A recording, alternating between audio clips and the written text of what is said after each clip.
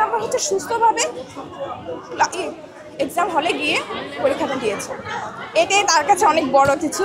তো যখন আম্মু সাথে থাকে আসলে বলতে গেলে কোনো টেনশনই লাগে না, তো ওই হিসাবে হচ্ছে আমার অতটা টেনশনও ছিলাম না, আমি অতটা টেনশনের মধ্যে ছিলাম না কালকে রাতে। সব মিলিয়ে যেমন পরিশ্রম করেছেন, রেজাল্ট অনুযায়ী এখন কেমন বোধ করছেন, কেমন লাগছে?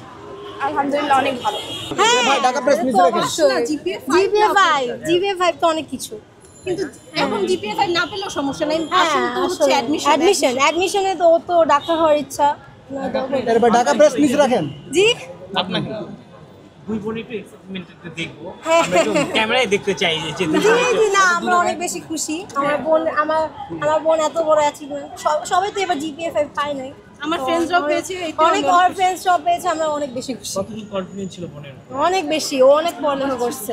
ওর ছিল না, বাট আমাদের সব অনেক ছিল ওর প্রতি, যে ওর ডাক্তার হওয়ার ইচ্ছা, ও সে ইনশাল্লাহ হবে। এটা হ্যাঁ ডাক্তার হয়ে মানুষ কিছু অবশ্যই, ও তো আমার পুরো ফুল ফ্যামিলি ডাক্তার ইঞ্জিনিয়ার, ওর তো ডাক্তার হইতেই হবে, আর ওর ইচ্ছা আছে ডাক্তার হওয়া ইনশাল্লাহ। আপু এবার রেজাল্টের ব্যাপারে কিছু বলেন? না, রেজাল্ট তো অনেক ভালো হয়েছে ওর, আলহামদুলিল্লাহ আমরা অনেক বেশি খুশি, ফ্যামিলি সবাই মেম্বার অনেক বেশি খুশি। ভাগ্য বলতেও তো কিছু আছে যে লিখে রেখেছে, তো আমি চেষ্টা আমার মতো করে যাব, আর দেওয়ার মালিক তো আল্লাহ। আচ্ছা, আপনার ভালো ফলাফল করার টুকটাটা একটু বলবেন, আপনি আসলে কোন পদ্ধতিতে পড়াশোনা করেছেন?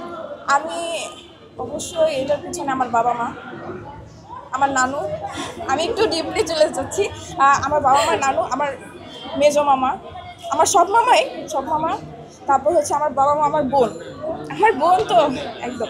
আর সব থেকে বড় কথা হচ্ছে পড়াশোনার ব্যাপারে কি, যে কখনো অন্যের রুলস দেখে পড়াশোনা করবো না, নিজেরটা নিজে। আমার যখন পড়া শেষ হয়েছে, মানে আমার পড়া শেষ হয়েছে, বাকি জন যা ইচ্ছা তাই ভাগারে চলে যাক, সমস্যা নেই।